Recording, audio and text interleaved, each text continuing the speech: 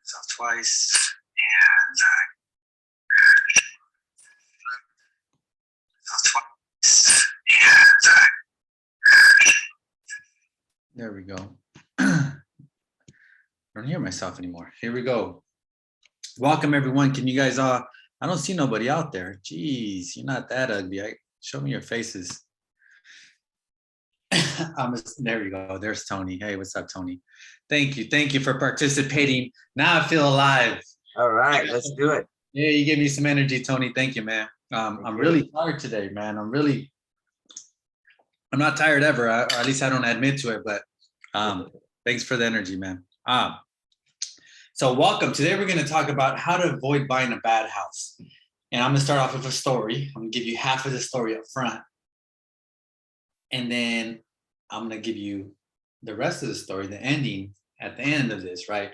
So why is this important? Because if you're buying a home or you're buying investment property or whatever you're buying, you have to make sure you know exactly what you're getting yourself into, exactly what you're buying. That's super important. There's a lot of people that aren't property advised or don't do the right type of inspections. So I'm going to share with you guys a property that I bought in 2010 where I literally lost $37,000 overnight, right? So I'm going to share my screen here so I can show you this house so you have an idea of what exactly I'm referencing. And let's see here, let me share that. And can you see that, Tony? Can you see this house? It's a beautiful house. Yeah? Yes, I can see that. Perfect. So this is a fourplex, okay? Fourplex that I bought. This is 4 units. I bought it in 2010. Anyone who doesn't know or who didn't see my stories today, Facebook, Instagram, can anyone guess what I bought this property for? 4-unit property, 1 bedroom, 1 bath each. Anyone? How long ago was that built there? All right, all right, Tony, you want to guess? Well, I said, how long ago was that? 2010. 2010. 4 units. And by the way, you probably want to ask what area. This is on 32nd Street, 32nd and Market, basically. So, you know, near downtown, 32nd and Market, fourplex. Can you guess how much I bought this for? I would say about 250,000. Ooh, good guess. Good guess. And so I bought this for $180,000. Wow. Is that a good deal? Is that a good deal, Tony? What's a hell of a deal? Yes. Well, that's what I thought. That's what I thought. And that's why I bought it. Turns out it was the most terrible deal I ever did in my life. Uh-oh. Right. So this property, and you kind of see here, and I'm gonna change the screen up on you. This is the photos, right? Kind of the listing photography. You can see there, I had it on the market for, you see this, 187 days on the market. I had listed it at 249, just like you thought. I thought it was worth 250, Tony. Yeah. And I had it listed, and I just could not sell this property for my client. Wow. And look it, I dropped it all the way to 174. There wasn't any takers. So I was talking to the client and I go, shit, nobody wants to buy your property. She goes, how come you don't buy it? I was talking to the client and I go, shit, nobody wants to buy your property. Just checking online on Facebook to see if there's any comments. All right, I'm not gonna be checking Facebook comments, or Vanessa, I don't know if you're on Facebook. If you check comments for me, please let me know. Anyways. Okay, I will. Thank you, thank you. So I go, that's a good idea. It's a hell of a deal. You got 4 tenants in there. They're all paying rent, and you're gonna sell it to me for 180,000. You know, that's more than what anyone's even offered you. Mm-hmm. So we go, okay, cool. And we go into contract, Tony. Mm-hmm. And she even gives me a better deal. She says, I'll be the bank for you. She said, you just come in, bring your down payment, and I'll finance the rest. Almost all of it, right? So I'm going into this thing thinking, okay, man, I'm getting a steal. I'm a genius.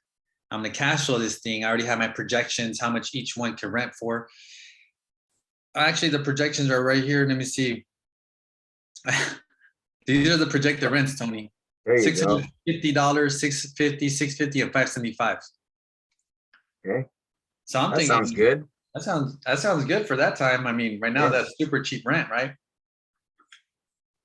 So I do the math, do everything, get my money together. We cut a deal. You know, I think I did all the paperwork myself. You know, did a little trust. Just opened an escrow. Did we open an escrow? Or did I just do a grand deed? I forgot how we did it, but we got it done. I'm the owner, right? Now it was just like that, Tony. Right? At any point did I just tell you or explain to you that I went in there and I did an inspection on the property? No. Because I didn't, right? Yeah. This sweet little lady, you know, sweet as could be, she said, oh, yeah, tenants are good. You know, I can't, there's only one problem, Vulture. I can't show it to you. And I forgot what excuse she gave me, but she says, don't worry, it's good. I go, oh, okay, it's good. All right. I trust you. You know, I've known her for 187 days that I was trying to sell her property, right? Mhm. So I went ahead and I broke cardinal rule number 1. I didn't inspect the property beforehand. I didn't walk into any units. I walked around the property and, you know, my contractor, and we kind of ballparked. We said, okay, we could fix, you know, go in there and repair whatever needs to be repaired. And so we kind of gave it a $50,000, $50,000 budget, which if you're buying it for 180, you know, that's 25% of your purchase price. I mean, that was a big amount back then. It wasn't a small amount. Okay. Might not sound like a lot right now, but it was so anyways, I didn't inspect it. And the day we closed escrow, she goes, oh, I have access now. I go, oh, great. She says, yeah, just meet me at the property tomorrow, 9 a.m. 9 a.m. All right, cool. So when I pulled up to her property the next day, this property right here, this street view, hold on, let me move this out the way. That way I could zoom out a little bit. As soon as I got there, first thing I noticed was people on the steps right here, and those people were sheriffs. And what were they doing? They're dragging some people out of their apartment. That's the first thing. And I was like, oh, shoot. And there's like furniture, TV, all kinds of stuff in the front yard, right? So I was thinking, man, this isn't good. And, you know, the little old lady was there. Oh, don't worry. They weren't getting any good tenants anyways. You know, I'm doing you a favor. I go, oh, shoot. And sure enough, we walked in there, people get kicked out, other stuff's on the front, they got locked out. I walk into, and there was actually 2 tenants that were getting kicked out at the same time.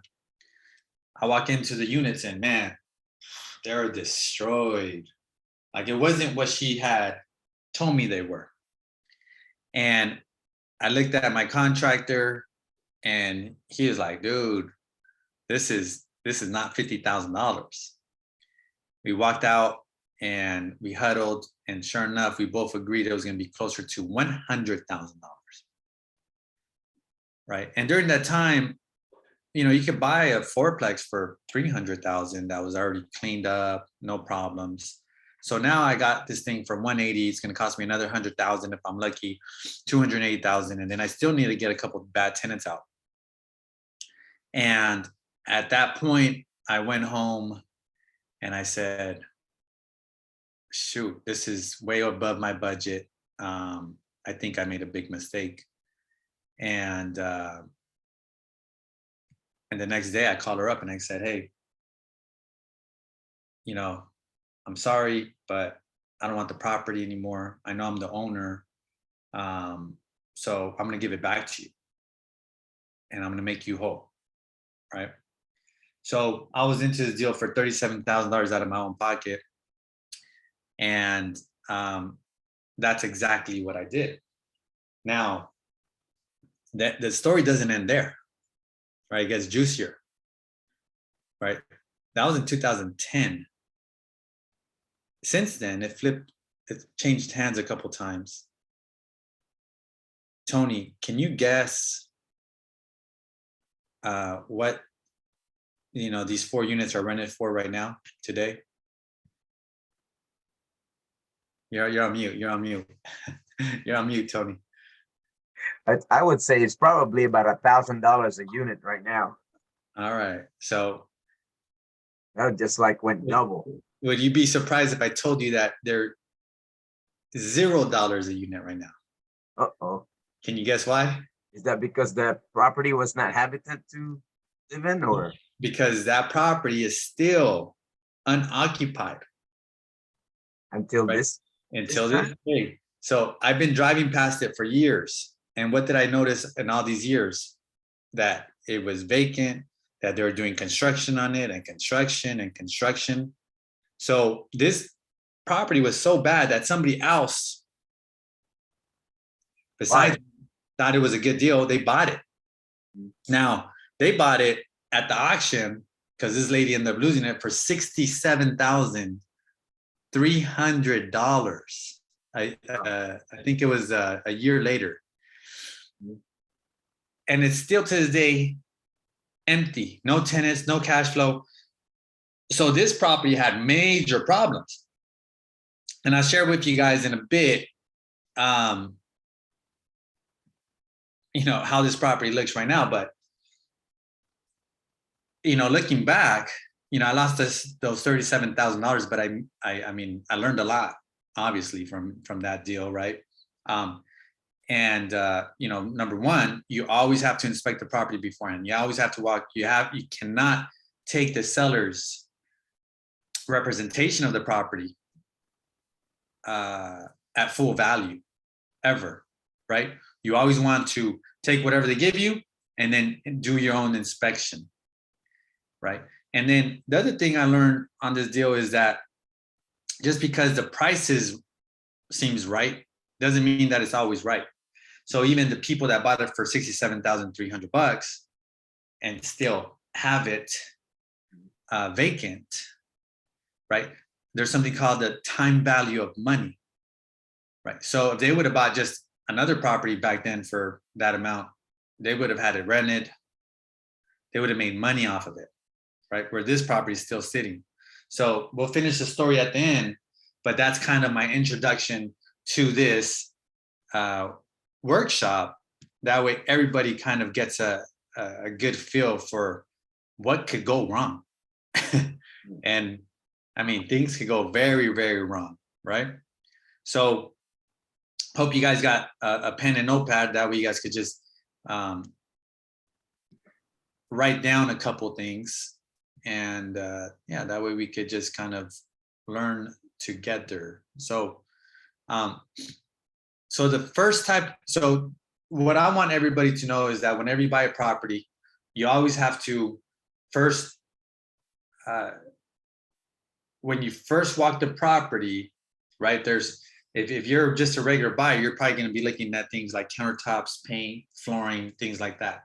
But you should also pay attention, okay, to the roof, right? That's one of the first things that you could really look at a property from the outside, right? Where you walk in and then you notice the roof, right? So let me share with you guys this thing.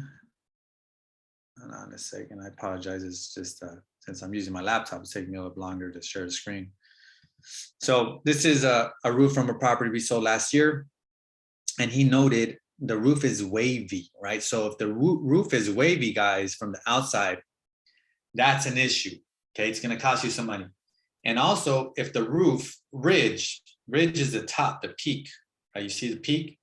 If the ridge is not flat or straight, right? And it's kind of bent like this, or it's very dull and not pointy, that could be an issue too. All right. The other thing too with roofs, again, this is before you even walk in and it's a house that you like. You're just, you park your car, you're on the front of the street. You start noticing kind of these vent pipes, right? So, and then sometimes you notice on the roof, one of those, swirly things that just spin, those little spinny things. Okay. All that and these vent pipes, some of these vent pipes are for plumbing. But those little swirly things on the roof, that means it's like a solid, good roof. It was done professionally. That means that there's enough circulation in the attic that's going to allow you to for the roof to last longer, because it's not trapping all the heat. That means that heat is escaping the attic on a hot day, and your roof is going to last longer. Okay, so on this property that we sold, the home inspector is just saying, hey, some of the flashings are lifted up and should be resealed. So some of these vent pipes that you see here, they should always be sealed, okay, caulked. That way, when it rains, there's no water that seeps in. Okay, now you're not going to see that from the street, but you're just going to pay attention to the shingles. Shingles are these things right here. Are they old? And you can tell by if they're old, if the little particles, the little granulars, you can see it from the street. If there's spots that are kind of like used, if it's been used a lot, or if they're full of color, then that means that it's probably a newer roof. Okay. So when you walk into the property, now you looked at that. Now the other thing to look at is something like this. Let me see here. So you want to see the actual retaining wall or fence. Okay, that's the next thing you look at. So this property that we sold earlier in the year, you guys see this right here? Big crack. Big crack, right? So that means all this soil, all this dirt, all this earth has pushed this wall enough to where it's going to start to, give major problems, major problems to the homeowner. So on this property, to repair this and one similar in the backyard, Tony, how much do you think we got quotes for? Well, that's a lot of money, because you have to have a supporting wall that's going to be really strong to support that. I would say probably $20,000. Well, you're off this time. It's $100K. Oh, wow. Right? I would say that's a lot of work. Yeah. It's a lot of work. They have to reinforce this. They have to remove it. First reinforce it, that way it doesn't spill. Wow, and then they have to remove it, and then they have to erect another wall. Right. Oh. And all that takes a lot of time and effort and manpower. And a lot of these walls, they crack because they don't have enough drainage.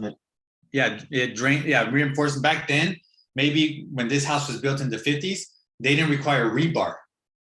Okay, those metal bars that go through the bricks and through the concrete in order to reinforce it.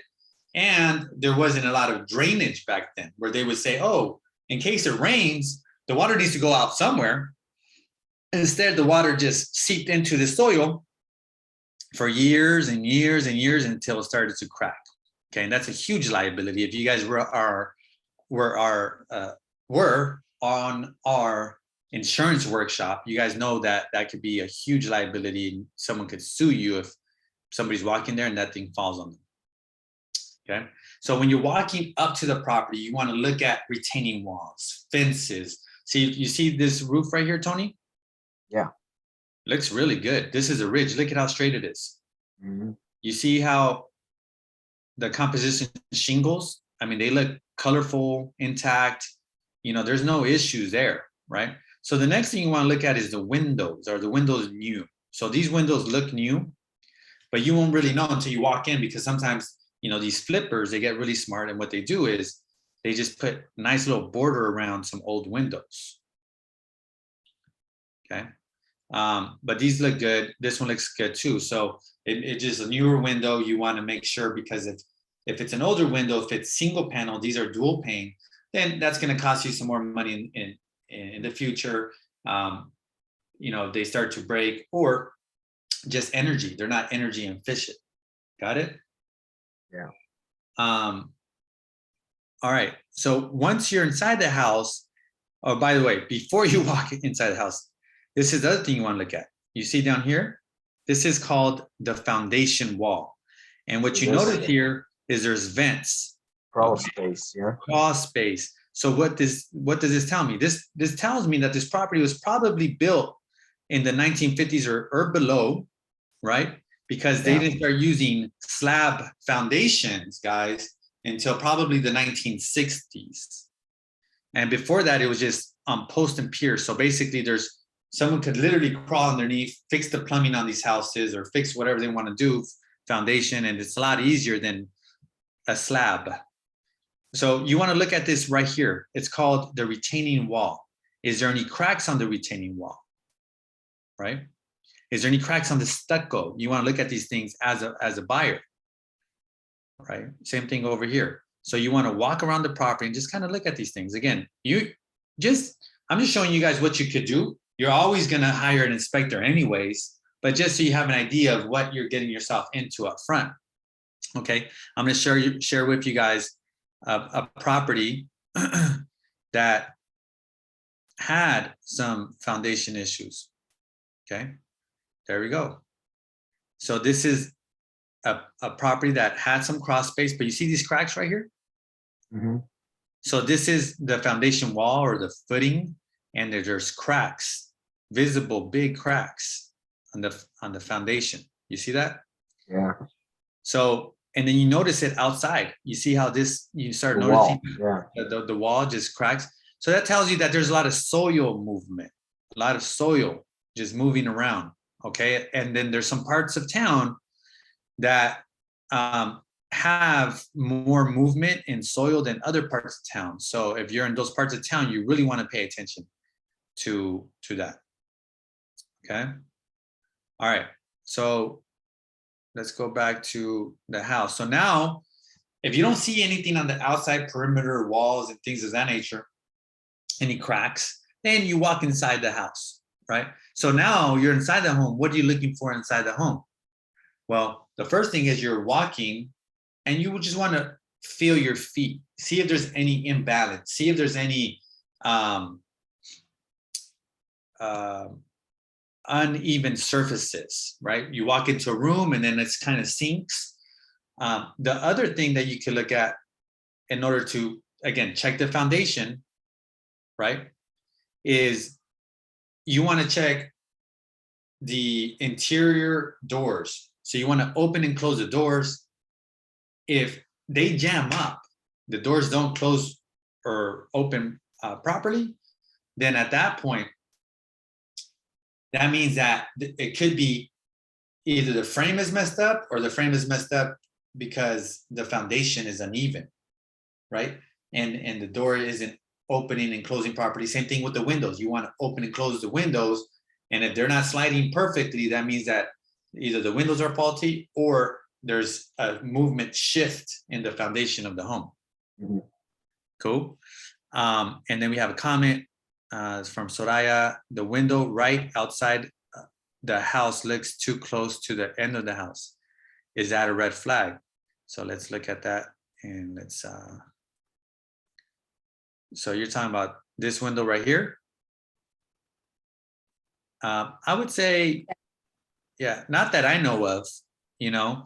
And I'm assuming this right here is probably some type of supporting beam, right? So I think as long as it's there, it should be okay, but it does look kind of funky, right? It might look funky because there's this big, nice big window and then all of a sudden this little tiny thing here, right? But you see that a lot with kitchens and things of that nature. To me, the windows, they look weird, like too close to the edge of the house, like less than like 5. I don't know. To me, they seem too close. Yeah, I would say. Yeah, and that might just be a design issue, that when they made the house, 70 years ago, they just weren't thinking and, but I mean, I wouldn't design it that way either. That's a good observation. So now we're inside the house, guys. So the first thing, by the way, you guys are writing things down, right? So we're talking about major components of the property. We're not talking about little cosmetic paint or things of that nature. What I would do is look at the roof. That's a major component. Okay, that's number one. Number two, foundation. That's what we just went over. We went over the foundation, right? The next thing that you're probably not going to be able to see is the plumbing. Okay, so usually when I walk into a property, guys, and there's a tenant there, somebody living there, I go, hey, is there any backup? Do you ever have any plumbing issues? And sometimes they say, oh yeah, it backs up all the time and things of that nature. Well, let me share with you guys what could, how that could be an issue. Okay, so let me see here. All right, so let me share this. So this is a sewer report, right? So usually, guys, when you do your home inspection, you hire your home inspector, he goes out to a property, he inspects it. If he feels there's an issue with the plumbing, then he might tell you to do a something called a sewer scope, where a plumber goes to your property and he gets a camera, a long camera, and he stuffs it down the pipes, the plumbing pipes, so he could see. So this is a property which I owned at one time, and the inspector said, hey, there's probably gonna be some issues, I think, on this property. There's some backup. And actually the reason why he said that is because when we got there, some plumbers were leaving and they had just finished clogging one of the drains for the tenant, one of the toilets, right? So what we did was we took this camera, and this camera revealed these photos, these images. So right here in this, what we're seeing is roots in the concrete pipe. And then we're seeing heavy buildup in the cast iron right here. So again, if you bought a property before a certain year, the plumbing is probably cast iron, okay? And over time, cast iron, this is what happens. There's buildup, there's roots from the trees that penetrate the pipe. And then it starts to deteriorate. Heavy buildup in cast iron, debris, so there starts to be particles in there stuck. Damage, so now there's some damage. You see these roots, and then they notice some cracks. So this is, and then it connects to the main drain. So it goes all through your property and then connects to the main drain. Flag marking and area damage. So there's right here, they put a little flag right here. That's where the damage, they found some damaged piping. So Tony, back to you. How much do you think a problem like this would cost to repair? I would say that tens of months of money. I would say lots of money. I'd say over probably $150,000, depending on how long it is, Yeah, how far it is. So yeah, that's right. You got to find out how far it is. So this job right here, it costs $30,000. Okay, now I got that bid from the plumbers, and I negotiated for the sellers to pay for that. Right, so they gave me a credit to pay for that plumbing. So compared to the first, property I showed you that I bought sight unseen, didn't do any inspections. This time I did, and we found the problem, and it was fine because they ended up paying for it. Okay, so now we covered the roof. We've covered the foundation, major components. We covered plumbing, okay? And by the way, the newer properties have something called like ABS plumbing, most likely. Okay, so it's a plastic plumbing that doesn't corrode like the one I just showed you right now. But if you're buying a property that's older, then you definitely need to do some type of sewer scope to make sure that the drains are okay, all right? The next one that we'll cover is electrical, okay? So you want to make sure that, you know, the property isn't on an old electrical wiring, old electrical panels, because electrical is probably gonna be one of the more expensive things too, components of a property, because if you, especially if you live there, if you have tenants and they're using, you know, the hair dryer and they're listening to music on the radio or whatever at the same time and cooking, you know, the breakers could go out. So you need enough voltage to run a house, where some of the older homes, you know, they're built during the times that people didn't have a bunch of TVs and a bunch of electronics and just running electrical all day long, right? So let me see if we could find, what I'll do is I'll just share with you guys an actual inspection report, okay? So let's look at this inspection. So when you hire a home inspector, what they do is they provide you with an inspection report. This inspection report, as you can see, is 45 pages long, right? So this guy went out to the property, and this property is in City Heights, and he inspected the entire thing, gave us a 45-page report, you know, and then usually in the home inspection report, if it's a good one, you know, the first few pages, they give you all the issues that they found. Retaining walls cracked. Cross space access is restricted because of plumbing lines. There's moisture inside. The crawl space has insufficient clearance. So what does that mean? That means that there was enough room for him to crawl in there. You know, and from the photo here, it looks like the guy looks like he's like a slim guy. So it's not like his weight, that's not the problem. It's just not enough room to crawl and look at things. He also called out the roof, said it was wavy. And then sections of the roof, again, the tiles lifted. The vent pipes, they just weren't sealed properly. Electrical system, right here he says the main electrical panel is old and outdated. We suggest a replacement. And he says the circuitry, I don't know how to read that word, is not completely labeled. We recommend that each circuit be identified. The next item, 13, the panel is a pushmatic panel and should be certified by a licensed electrician. So he starts going in on all the electrical issues. GFCI, there's no GFCI, it's not protected. So all these things are like hazardous issues as well, because if a kid puts his finger in there, gets electrocuted, there's no ground circuit interrupter to stop him from getting electrified. Is that how you say it? Electrocuted. There we go. Right? Where those are the older homes. The newer homes, they have them. So if a kid goes and gets electrocuted, immediately it interrupts that surge of electricity and it stops it, and it turns off the breaker, turns off the electricity. Where the older homes, they stick their finger in there and they just keep going, they get electrocuted. Water heaters. It says the burner flame is irregular.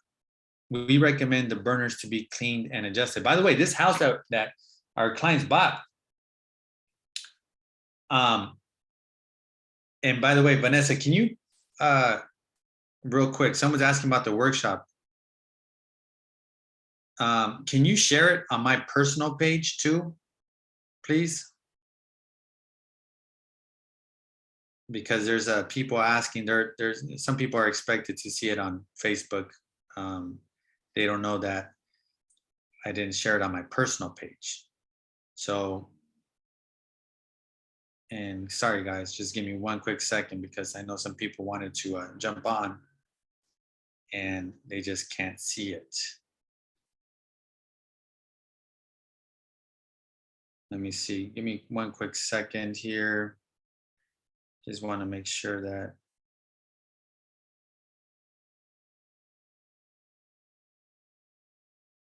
Okay, I think we got it down. Okay, cool. So a quick question, Voltaire. Yes. when you are purchasing a home that's that old already, don't you be the one that should have a list of everything that you should be looking at in Yeah. regards to those things? Or And I'm giving you the list right now. okay, Yeah, whenever you buy an older home, there's always going to be issues. So this property, by the way, that the client bought, it looked like a nice property, and it was kind of like remodeled, right? And and it was even Airbnb'd, wow.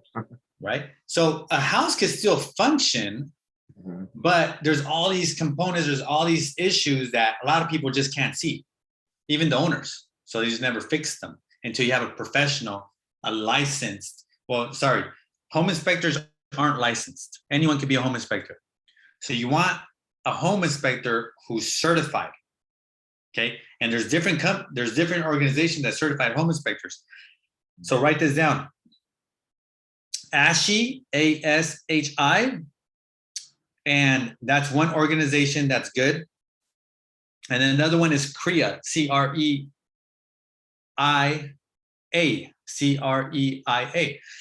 Those two organizations are organizations that if a home inspector comes to me and says, Voltaire, I want to inspect your property, I'm certified by ASHI or CREIA or both, I go, okay, cool. You know what you're doing.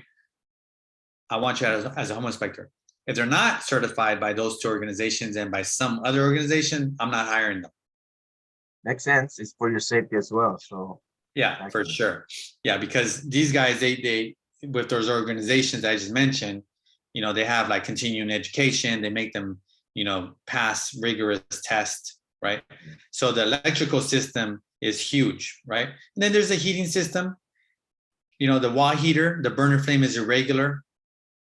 We recommend the burners be cleaned out. A lot of these houses have wall heaters and they just have all kinds of stuff in them. And that could be a hazard too. And by the way, if you ever want to turn on your furnace, your heater, you just call SDG&E and they'll come out and do it for you. That way you don't have to mess around with the pilot light or any of that. Okay, and it's free. They don't charge you anything. All right, and then they talk about small receptacles. So now let's go look at the photos. So if the house has a fireplace like this one, you got to make sure there's no cracks. So there's some big cracks here, major cracks, right? So you don't want a fireplace that has major cracks. There's issues there. And then they're going to say small stuff that, isn't that big of a deal. You don't have to really worry too much about it. But like the countertops right here, they're saying that the caulking isn't there. So if you guys look at this closely, right here, water could seep in and over time damage, okay, the wall behind the countertops. So this has to be caulked. That's an easy fix, no big deal. Stove doesn't have an anti-tip device. That means, if you have a small child, he could tip the stove. And this one right here, he has photos of a cover plate missing. So again, an issue here, a young child or a small animal could shock themselves. I see this a lot, ventilation. A lot of these older houses don't have ventilation for the stoves to go properly out of the house, right? And then they have these exhaust, catchers or whatever, and yeah, this one just heavily greased, and it's not a big deal, but you want your property to be properly vented. And then the home inspector, by the way, you're not going to walk in and find these things. The home inspector will. It says the tub shower, the hot and cold water lines are reversed and should be serviced by a plumber. So they just, whoever connected it. And by the way, guys, if you buy a property, there's a lot of handyman type work or the homeowner watching a YouTube video trying to fix it himself. And this is what you get. The hot and cold water lines are reversed, right? So you want to make sure that that's taken care of. And then you're gonna find like small leaks. The cold water fixture is leaking. So right here, he called it out.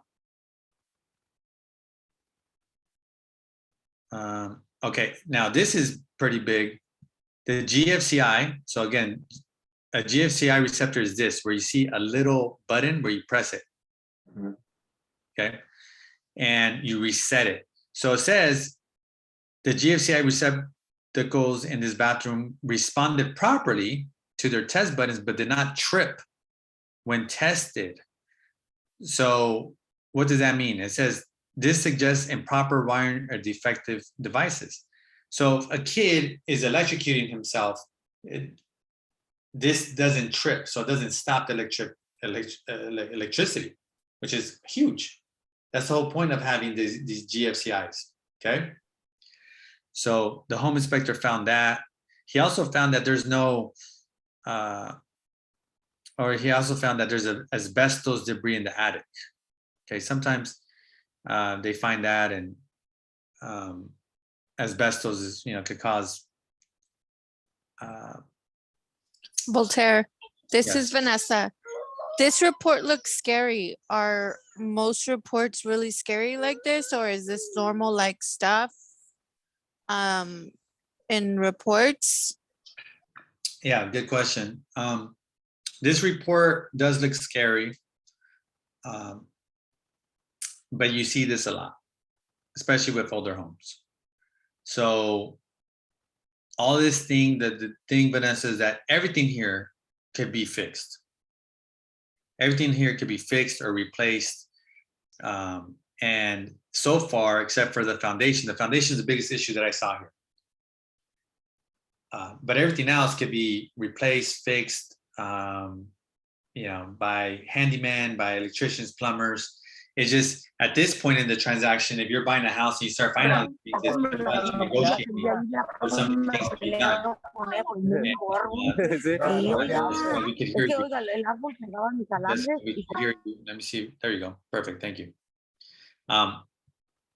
So a lot of these stuff, guys, you could ask for repairs or credits to fix these things. And Gio asked, why do people remove the covers for outlets? Never really understood that. I have no clue, man. Sometimes they break. You have people that they're throwing a ball in the house or whatever happens, and then they break the cover plate, and then over time it just falls off. I mean, that's the best thing that I could come up with as to why. Right here. Muchos carros también, ¿verdad? Sí, pero como en veces vienen mis hijos o quiero que hagan porque a veces se parquean en la calle. Tengo 2 hombres y una mujer. Right. Los 2 ya están casados y la niña no. I got it. Cool. Thanks, Vanessa. We're just kicking back and doing absolutely nothing. All right. Attic insulation. There is no attic insulation. So what's insulation for? Insulation is like that. Sorry, I'm multitasking with my kids. Sorry. All right. So that insulation is like the cotton candy looking thing, right? That is in the attics or in the basement underneath the house. So what that does, and it tells you right here, there is no attic insulation. This is unusual in these times of high fuel costs. As energy conservation upgrades, we recommend that R30 insulation be installed. So you need all that cotton candy looking stuff in the attic so it could keep either the cold or the heat out or in. Does that make sense? Yeah. So if it's a hot day and you don't have insulation, you're going to be baking in your house. But if it's a hot day and you have insulation, then it's going to keep the heat out. Okay. Same thing if it's cold. If it's cold and you don't have insulation, you're going to freeze your butt off. But if you have insulation, this is going to keep the cold out. Okay. And of course, if you're properly insulated, then you're not going to run up the heat or the AC in your house because you don't need to. And by the way, you wouldn't catch this in the little walkthrough that I told you guys because you're not going to jump in the attic. Hold on a second. Laundry room, the valves are corroded. Should be replaced by a plumber. The dryer vent has been damaged. The dryer vent, well, he just noted it. Usually they don't note the dryer vents because that's like personal property. The water heater vent line is not properly sealed. So right here, you know, it shows you the photo that it needs to be properly sealed. So there's a lot of plumbers or handymen that don't do water heaters right, by the way. And that's kind of his findings. And then the report just goes on to a bunch of other stuff, you know, the full report. In the full report, he's gonna list like stuff that are more minor. So we went over, guys, what do you have so far, Tony? What did you write down as far as major components you got to look for? We can't hear you. For major components, I started with the, like I said, the roof, looking at the roofs, and then it goes up to the positioning of the roof, ventilation. Then it goes to the fences, the walls, and then as you finish the outside, you go in and you check for the windows, doors, the fittings, or how the doors and window closes and open. And then you look at the flooring. You'll see, make sure there's no uneven part of the flooring. And then after that, you check the plumbing, you know, basically, and ask if there's a tenants, if there's any sewage type of restriction or having issues with the sewage or anything like that. Then I go through the electrical inspection, anything visual we can see, you know, and then from there, basically you go with the house inspection sort. Yeah. So again, these are some things that you're gonna, the major components you got to run around the head, just like Geo: roofing, plumbing, electrical, foundation, electrical. Right. And the way, and you mentioned the windows and stuff like that. No, pues la puerta está de este lado. And the door, right? You mentioned those things. So you mentioned those things as far as the windows and doors jamming. You check those to see if there's any foundation issues. That's how you check foundation issues. You walk the perimeter, look for cracks, no cracks. Okay, you open and close the doors and windows. Okay, they work properly, and then okay, cool. Maybe there might not be foundation issues, right? And then the stucco outside the home, you want to look at that too. Cool. All right. And then Sel said, I have heard that only outlets near a water source need GFCI. However, if the kids are out, they're electrocuted themselves. Do most or all outlets need GFCI? Yeah, so the rule is,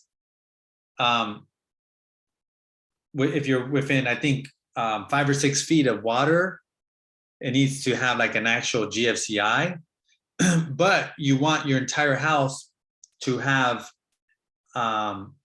to be grounded, okay? So if the house is grounded, like the newer houses are all grounded, which means if you're in your office like I am, or and there's like someone tries to use one of these things, I don't have GFCIs in here, I'm looking at them right now, but it's grounded. So if someone electrocutes themselves, then it's just gonna take a little bit longer to stop, right? So from here, it goes to, I believe somewhere near the circuit breaker. And then at that point, it says, hey, someone's getting electrocuted, and then it turns it off. So it just takes longer compared to if I walk into my bathroom right now, I have the actual GFCI in the box itself. And then as soon as it feels electrocution, that one stops immediately because it's near water. So it's not required, you know, if it's not near water, but I mean, that's the last rule that I heard, that it's not required unless it's near water, but you want to make sure that your entire home is grounded. Good question. All right, so now, guys, one thing I didn't mention, Tony, was when you're walking around the house, kind of like my mom, if you look at my mom's camera, you can see her eaves. You can see her eaves. Actually, let me see how I could, you can now, okay, I just pinned my mom. So if you look at, if you want to look at her camera, you see all the eaves, right? And what that is that's on the roof. And usually you want to look for dry rot. You want to, it's usually wood, and you want to look to see if any of that is rotted out. And if it is, then all of a sudden, you know, there's probably going to be termites. And the termite guy, what he does is he walks around and looks at those eaves with a big long stick, and he just starts poking holes in them. And if he starts poking enough holes, then that means there's termites, and then all of a sudden they issue this termite report. So I'm going to show you guys. I'm gonna pin her, and we're gonna go and share this termite report. Everyone can see the termite report now. Yeah. Okay. So this is a termite report, and what they do is they just draw a little diagram of the house. So I'm assuming this is the front of the house. This is a porch. 3A is a porch. Remember that 3A is a porch. You walk into a living room, 4A, and then you walk over here towards the kitchen, 4B and 2A. This is all the kitchen area. And then you have the patio area outside. Okay, so let's see what 3A, what he says. So now these numbers, 3A, 4B, the termite guy is saying, hey, I found something here. I found something here. I found something here. So this house is infested with termites. And he tells you what he finds once you look at the numbers. So 3A, I'm going to scroll down. And I'm going to scroll down to 3A. Here we go. So 3A is dry rot right here, finding 3A. There is evidence of fungus damage noted at the starter board as indicated in diagram. Recommendation. We recommend removing and replacing all damaged wood as needed and treating the adjacent area with an anti-fungicide and prime paint to match the existing paint. So what they're saying is, hey, those eaves, they're damaged. We need to replace them, remove them, replace them, right? And then at the end, we're going to find out, oh, this guy actually took photos. They usually never take photos. So he's just basically saying everything that he found 3A. So this is the patio area that we were talking about. So you see this right here. I don't know if you guys can see it. Let me see. Maybe not. But anyways, this, sorry, 3A. So you see this right here? This is a hole that he made with his little stick. So he stuck his stick, and this is another hole right here. Right here, this.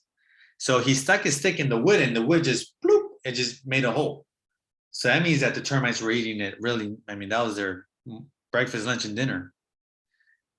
Right? And then he crawls, the termite guy usually crawls underneath and sees if there's any issues here with this, these beams. Okay, and if they're connected to the ground, which it is. So he's gonna make his recommendations. Hold on, let me zoom out. Let's find out how much a termite company charges for all these things. Here we go, let me see here. Oh, did I skip it?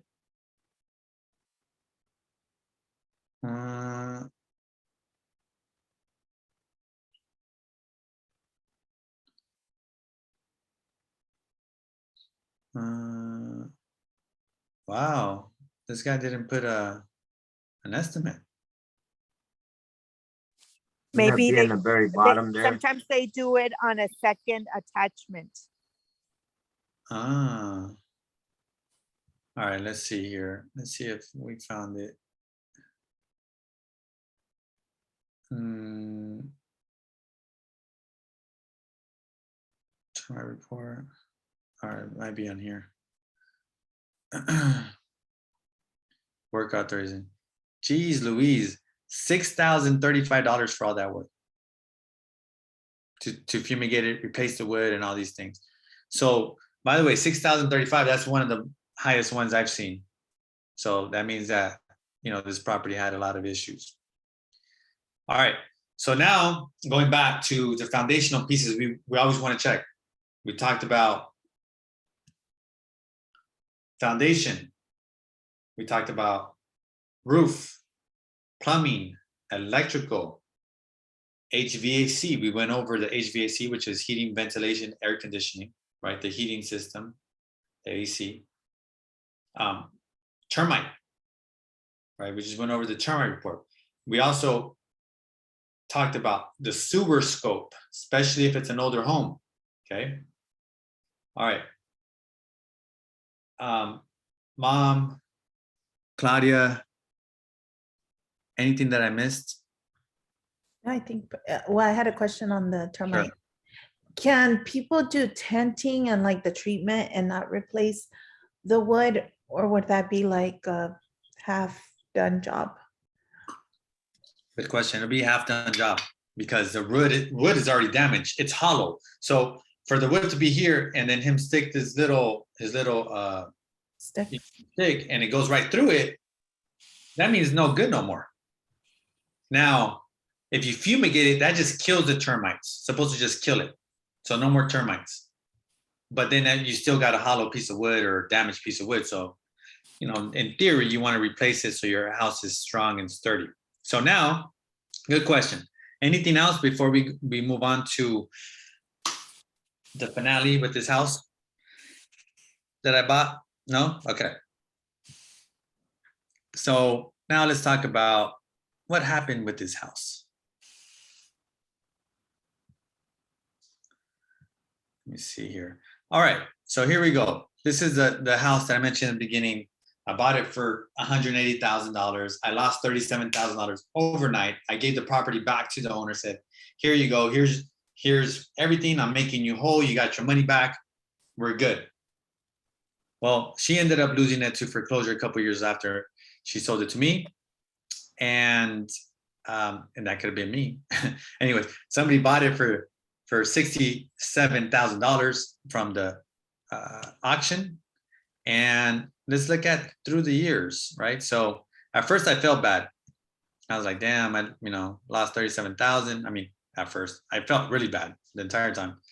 But every time I drive by it, not on purpose, by the way, because when you lose that type of money, you just want to never see that house again. But let me see here. So look at 2014. At least they landscaped it a little bit, right? This is 4 years after I bought it. Still, empty and jacked up, right? 2015. Look at that. Still boarded up. 2017. Jeez. So I'm driving by it year after year. Now I'm not feeling that bad. Now I'm feeling like, okay, I'm not the only idiot, And It looks like they ran out of money. Yeah, that's what it looks like, right? And yeah, that's exactly what it looks like. They ran out of money. Look at that, 2018. Look, and now they got the doors open, or someone went in there and vandalized it. I'm not sure. 2018, right? So now I'm starting to feel like a genius right around this time. Like, I made a mistake, but I fixed it like that. I'm a genius, right? 2019. Okay, looks like they're getting some, something done right there. They got the paper up, before they go in and like put stucco. Uh-huh. Right, 2019. Now let's look at 2020, November. Okay, this is like right when COVID hit, right? That first year, November. Okay, they got the stucco. They're doing the windows, starting to come along. Right, 2021. This is February last year. So it looks like it's all done. Still, they got some doors up, still locked, still empty. And as of yesterday, can't tell you about today, but as of yesterday, still empty, right? And why? I don't know. I haven't looked into it, but sometimes when you're going through all this work, you need a certificate of occupancy from the city. So it looks like they did everything except the landscaping so far. But sometimes when you need a certificate of occupancy and the city's way behind, it takes time to get that maybe. So that's what I'm kind of thinking's happened. For sure, a nightmare project for whoever ended up with the property, and that kind of sucks for them. But I guess the last lesson is when you make a mistake, take care of it immediately. and don't get down on yourself, because I did get down on myself for maybe 6 months, and then I had to smack myself around, and I got back in the game just in time to buy a property in 2011, 12, 13, 14, start building my portfolio, right? But if you get down on yourself for way too long, then guess what? You miss out on opportunity. And I've seen that happen time and time again, just because you made a mistake on a property that you bought. So that's how you avoid buying a bad house. You guys have any questions, reach out to your favorite Lepe Tendwell real estate agent, and they'll walk you through all the proper inspections you're supposed to do before buying a property. We'll talk later. Peace. Thank you. You're welcome. Yeah. Thank you, Walter. My pleasure. Send me the